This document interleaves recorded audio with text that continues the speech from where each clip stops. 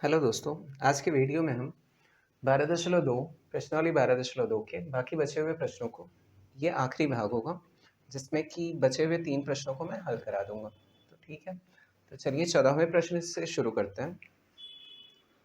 14th question number 14th है, नीचे दी गई आकृति में समलंब पी क्यू आर एस का क्षेत्रफल ज्ञात कीजिए जिसकी ऊंचाई पी क्यू है। ठीक है, अब एक आकृति दी हुई है जो इस प्रकार है।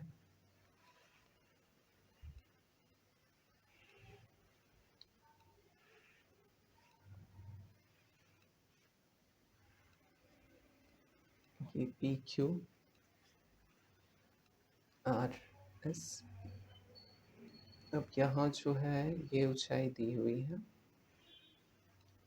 ये 12 मीटर है और ये है 13 मीटर और ये है 7 मीटर। अब यहाँ देखिए पी क्यू तो दिया हुआ है लेकिन इसका जो माप है ना वो नहीं दिया है, तो हमें एक काम करना पड़ेगा कि यहाँ जो है इसके समांतर में यहाँ एक हम डॉट डॉट करके रेखा खींच लेते हैं और इसका नाम दे देते हैं आर टी। ठीक है, तो ये दिया नहीं है, तो इसे ज्ञात करने के लिए अगर ये हमने ज्ञात कर लिया तो ये भी ज्ञात हो जाएगा पी क्यू, क्योंकि इसी के समांतर में है तो आमने सामने की भुजाएं बराबर होती हैं।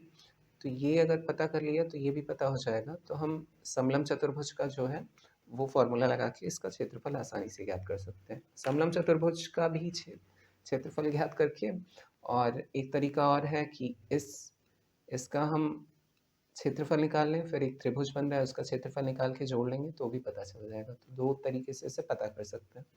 तो चलिए जो दिया है वो नोट करते हैं। दिया है पी एस बराबर 12 मीटर, आर क्यू बराबर 7 मीटर और आर एस बराबर 13 मीटर। हल करते हैं इसे। यहाँ आर टी समांतर पी एस खींचा, लंब खींचा पी एस। ठीक है, आर टी खींचा है लंब पे, तो आर टी लंब खींचा पी एस पे और अब देखिए यहाँ से लिख सकते हैं अब एस टी बराबर S P minus T P.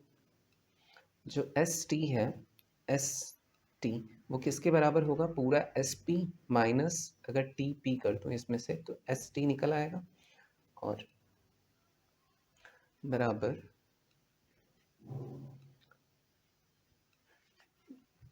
बराबर S P minus R Q. अब अगर टी पी को मैं आर क्यू लिखूँ तो कोई प्रॉब्लम नहीं है। क्यों नहीं प्रॉब्लम है, क्योंकि देखिए जो आयत है ये पी क्यू आर एस एक आयत बन रहा है। ठीक है, तो आमने सामने की बजाय क्या होती है, बराबर होती है। टी पी बराबर आर क्यू, ऐसे ही पी क्यू बराबर आर टी या टी आर ना। तो यहाँ हम रीज़न लिख देंगे, चूँकि पी क्यू आर एस एक आयत है जहाँ टी पी बराबर आर क्यू ना। आयत में क्या होता है, आमने सामने की बजाय बराबर होती है। ठीक, और ये बराबर दिया है एस पी बराबर हमें पता है कितना है, सॉरी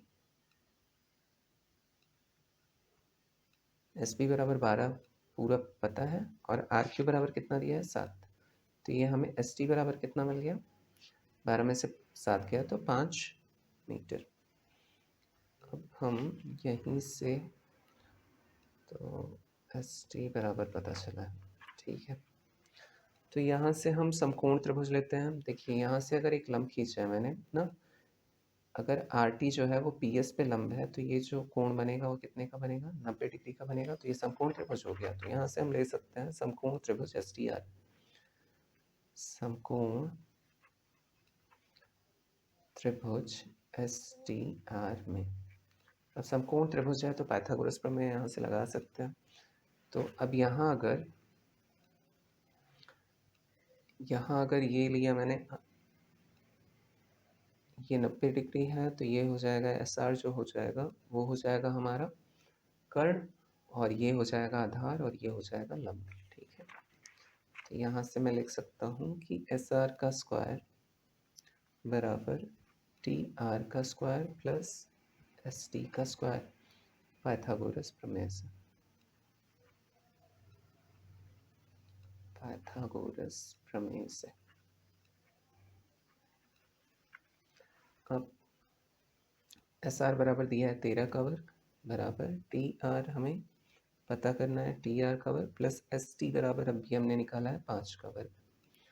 तो TR को यहीं रहने देते हैं, 5 के वर्ग को इधर भेजते हैं, तो TR का वर्ग बराबर 13 का वर्ग माइनस 5 इधर आके माइनस में हो गया, तो TR बराबर हो जाएगा रूट, ये 13 का वर्ग कितना होता है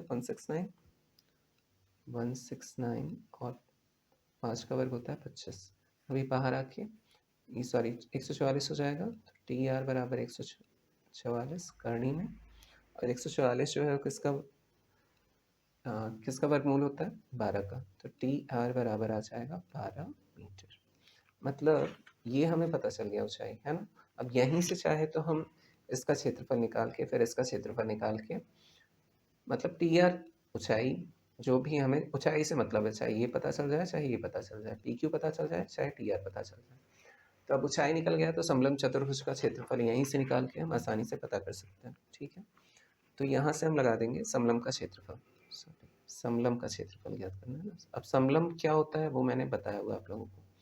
समलंब का क्षेत्रफल जिसकी दो भुजाएं असमांतर होती हैं और दो भुजाएं समांतर होती हैं, ऐसी आकृति क्या कहलाती है, समलंब चतुर्भुज कहलाता है। का क्षेत्रफल बराबर होता है हाफ और समांतर रेखाओं का योग, जो समांतर रेखाएं होती हैं उनका योग, समांतर रेखाओं का योग। अब यहाँ समांतर रेखाएं क्या है वो बता देता हूँ। समांतर रेखाओं का योग गुणित ऊंचाई, गुणित ऊंचाई, यही फॉर्मूला लगा देंगे तो हमारा आ जाएगा। देखिए ये SP और RQ एक दूसरे के समांतर है ना, और असमांतर रेखाएं कौन कौन सी है, ये थोड़ा टेढ़ा है और ये क्या है सीधा है, तो ये दोनों असमांतर रेखाएं हैं। तो SP और RQ समांतर रेखाएं हैं, तो SP दिया हुआ है और RQ भी दिया हुआ है, तो उनका योग कर लेंगे, तो यह आ जाएगा हाफ, और यहाँ समांतर रेखाओं का योग हो जाएगा कितना 12 प्लस 7, और ऊंचाई हमने अभी पता किया है TR बराबर 12। ठीक, अब इसको हल कर लेंगे, 1/2 गुणित 12 और 7 आ जाएगा 19, 19 गुणित 12, 2 छंग 12 और 19 का होता है 114, तो आ जाएगा 114 मीटर स्क्वायर। यही हमें ज्ञात करना था, तो ये ज्ञात कर लिया हमने। ठीक है, तो बढ़ते हैं अगले प्रश्न की तरफ, जो कि है 15वां प्रश्न। 15वें प्रश्न में दिया है एक पतंग वर्ग के आकार में है जिसका विकर्ण 40 सेंटीमीटर तथा अन्य समद्विबाहु त्रिभुज का आधार 6 सेंटीमीटर व भुजाएं 4 सेंटीमीटर है, तब संलग्न आकृति का क्षेत्रफल ज्ञात कीजिए। अब देखिए वर्ग के आकार का पतंग दिया है, ये है 15वां प्रश्न।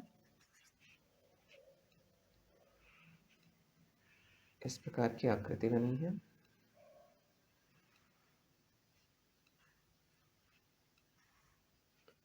और इसका विकर्ण दिया हुआ है 40 सेंटीमीटर। ये वर्ग की आकृति की है और ये समद्विबाहु त्रिभुज है, समद्विबाहु है, मतलब इसकी दो भुजाएं बराबर है, और ये जो है ऊपर वाला हिस्सा वो वर्ग के आकार का है।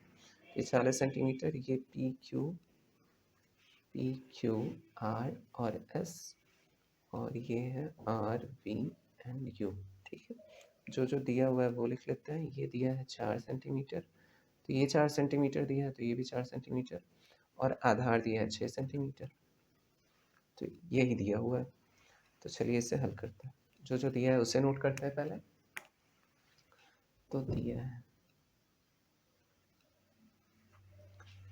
वर्ग PQ और इसका विकर्ण, वर्ग PQ RS का विकर्ण एस क्यू है ना, एस क्यू ही है, बराबर 40 सेंटीमीटर। और समद्विबाहु त्रिभुज की बराबर भुजाएं, समद्विबाहु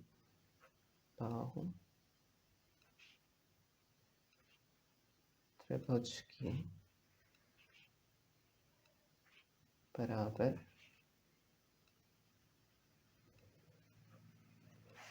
भुजाएं बराबर, ये दिया है 4 सेंटीमीटर और आधार बराबर 6 सेंटीमीटर।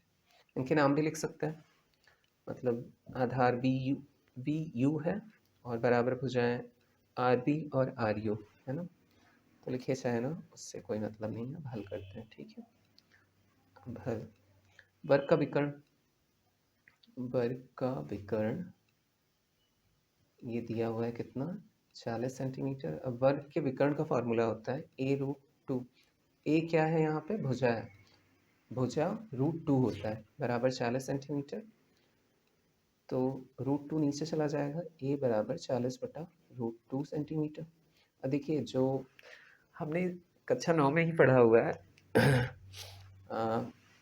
हर का परमेयीकरण, जब भी नीचे करनी में आ जाती है आकृति, मतलब कोई संख्या, तो उसे हमें हटाना ही है। किसी भी, मतलब हर में अगर किसी भी परिमेय संख्या में अगर हर जो है वो क्या आ जाए, एक करनी में संख्या आ जाए ना, तो उसे हटाना ही होता है हमें।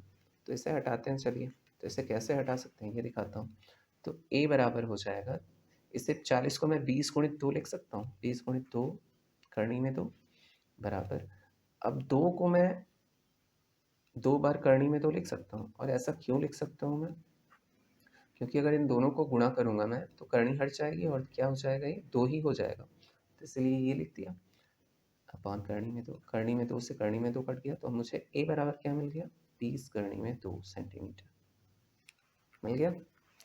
अब इतना काम हो गया। अब निकालता हूँ वर्ग PQRS का क्षेत्रफल, है ना। पूरे का क्षेत्रफल ज्ञात करना है तो भैया वर्ग का क्षेत्रफल निकालूंगा, फिर ये समद्विबाहु त्रिभुज का क्षेत्रफल निकालूंगा और दोनों को ऐड कर दिया तो हो गया मेरा काम। तो वर्ग का क्षेत्रफल, वर्ग PQRS का क्षेत्रफल बराबर भुजा गुणित भुजा होता है, तो 20 करनी में 2 सेंटीमीटर गुणित 20 करनी में 2 सेंटीमीटर। अब 20 से 20 का गुणा होगा तो 400 हो जाएगा, करनी में 2 से करनी में 2 का गुणा होगा तो 2 हो जाएगा। तो सेंटीमीटर स्क्वायर, सेंटीमीटर से सेंटीमीटर का हुआ तो सेंटीमीटर स्क्वायर, तो 4 दूनी 800। तो ये हो गया मेरा 800 सेंटीमीटर स्क्वायर। अब इसे जो है ना, त्रिभुज जो है RBU, त्रिभुज RBU का क्षेत्रफल अगर निकालेंगे तो पहले हम इसका वो निकाल लेते हैं, अर्ध परिमाप, और हिरोन का सूत्र लगा के आसानी से निकाल सकते हैं। तो त्रिभुज RBU में अब अर्ध परिमाप निकालते हैं पहले। तो अर्ध परिमाप S बराबर, अब RBU लिया है तो RB पहले 4 प्लस 6 प्लस 4/2, तो 10/14/2 बराबर 7 सेंटीमीटर, ये पता चल गया। तो अब त्रिभुज RBU का क्षेत्रफल निकालते हैं हीरोन के सूत्र से। तो हीरोन का सूत्र है S minus A, S minus B and S minus C। अब यहाँ से हम निकालेंगे तो S बराबर हमें मिला है 7, 7 माइनस 4, 7 माइनस 6 और 7 माइनस 4, तो यहाँ मुझे मिल जाएगा 7 में से 4 गया तो 3 गुणित 3 गुणित 7 में से 6 गया तो 1, 7 में से 4 गया तो 3। अब यहाँ 3 जो है 2 बार है, बाहर आ जाएगा, तो 3 करनी में 7 और ये आ जाएगा सेंटीमीटर वर्ग में, ये मिल गया मुझे। तो वैसे ये ऐसे ही रहने देता है। तो हम लिख सकते हैं कि पतंग का क्षेत्रफल बराबर वर्ग PQRS का क्षेत्रफल प्लस त्रिभुज आर बी यू का क्षेत्रफल। तो यहाँ पर पी क्यू आर एस का क्षेत्रफल निकला है 800 सेंटीमीटर स्क्वायर, प्लस इसका निकला है 3 करनी में 7 सेंटीमीटर स्क्वायर। सेंटीमीटर स्क्वायर को कॉमन ले लेते हैं, तो 800 प्लस 3 करनी में 7 सेंटीमीटर स्क्वायर, यही हमें पता करना था। तो ये वाला प्रश्न भी हो गया। अब बढ़ते हैं लास्ट क्वेश्चन की तरफ, इस प्रश्नावली का लास्ट क्वेश्चन। तो लास्ट क्वेश्चन जो है ना, वो सेम मैंने आप लोगों को 13 वाला जो क्वेश्चन कराया है, सेम टू सेम वैसे ही है। इसी प्रश्नावली में 13 वाला जो क्वेश्चन है सेम वैसा ही है, और आकृति भी जो बनेगी वो सेम ऐसे ही बनेगी, और इसमें ऊंचाई याद करनी है।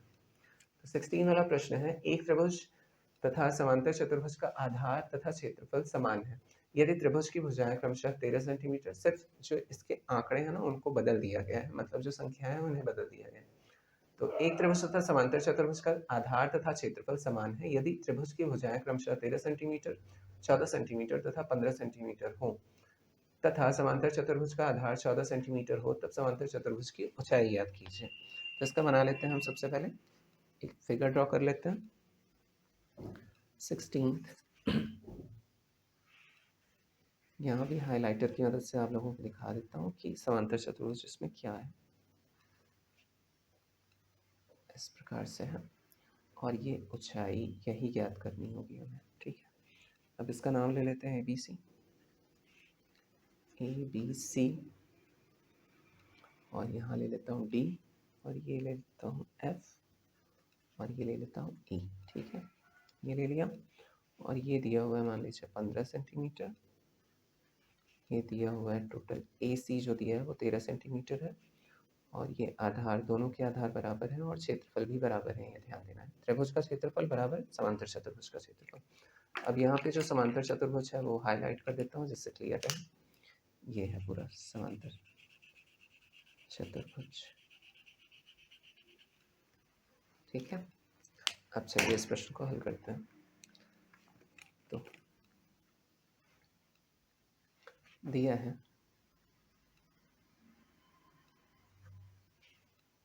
त्रिभुज ABC में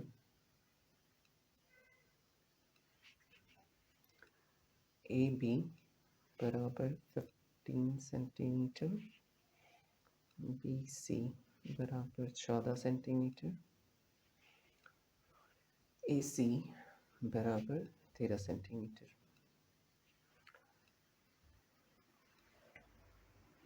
और BCED एक समांतर चतुर्भुज है।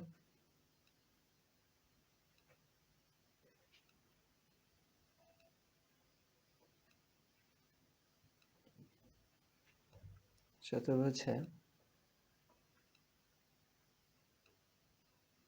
जिसका आधार BC बराबर 14 सेंटीमीटर, इतना दिया है। अब इसे करते हैं हल।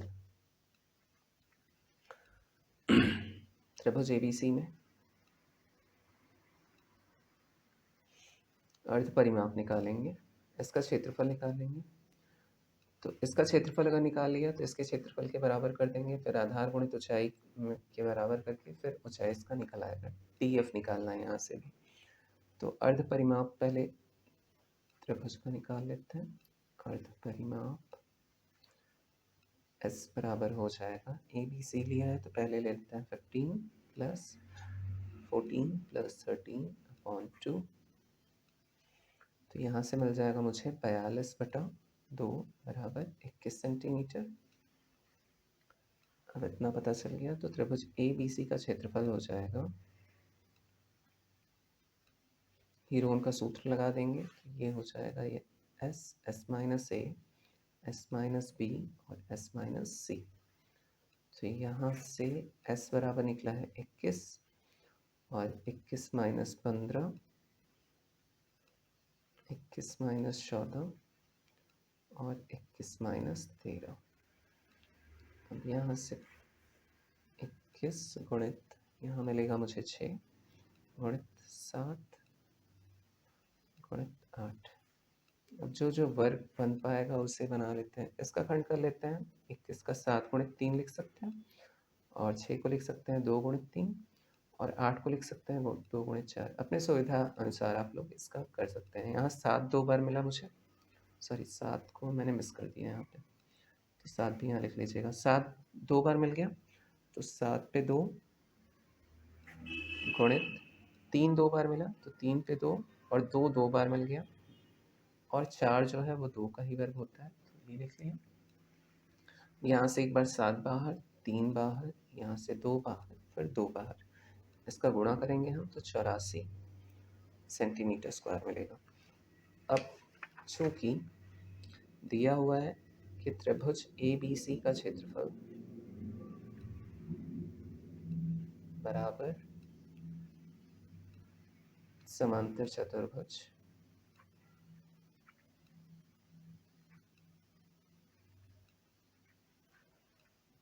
BCED का क्षेत्रफल, ये दिया हुआ है, तो इसके बराबर क्या लिख सकते हैं हम,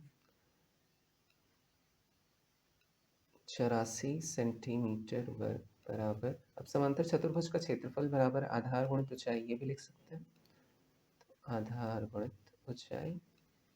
अब आधार तो दिया हुआ है 14 सेंटीमीटर, तो ऊंचाई कितना है DF वही ज्ञात करना है हमें, तो 84 सेंटीमीटर वर्ग बराबर 14 सेंटीमीटर गुणित ऊंचाई, या DF 14 सेंटीमीटर को इधर भेज देता है, तो DF बराबर 84 centimetre square upon 14 centimetre, centimetre से सेंटीमीटर कैंसिल एक, और 14 से 84 को जब 14 छंग 84 होता है, तो 6 सेंटीमीटर, ये मिल गया ऊंचाई।